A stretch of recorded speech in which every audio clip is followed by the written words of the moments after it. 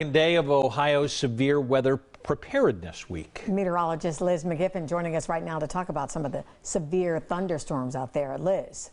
Well, those spring showers, sometimes they can escalate quickly into afternoon thunderstorms and may even become a severe thunderstorm. So the first thing I want to do is go over what makes a thunderstorm severe. Now, one of the elements that we'll be looking at is the wind. As soon as wind gusts reach at least 58 miles per hour, that checks one of the boxes for a severe thunderstorm. Another thing that we'll be watching will be the potential for large hail. And we're talking about hail 1 inch in diameter or greater, which is the size of a quarter. And of course, one more big thing that we'll be keeping an eye on spring severe weather season will be that potential for tornado. And a lot of times we'll find that on radar by looking at rotation.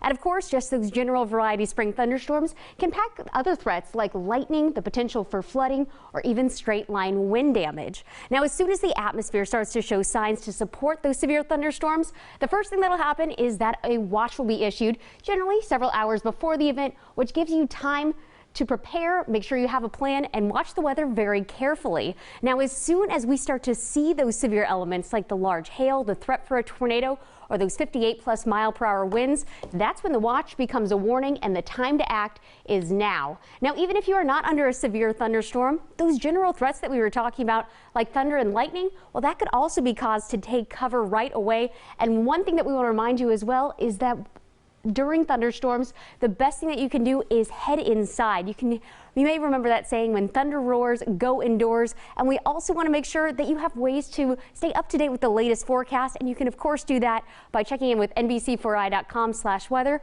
or on your smartphone device, downloading that free NBC4 mobile weather app. Darlene.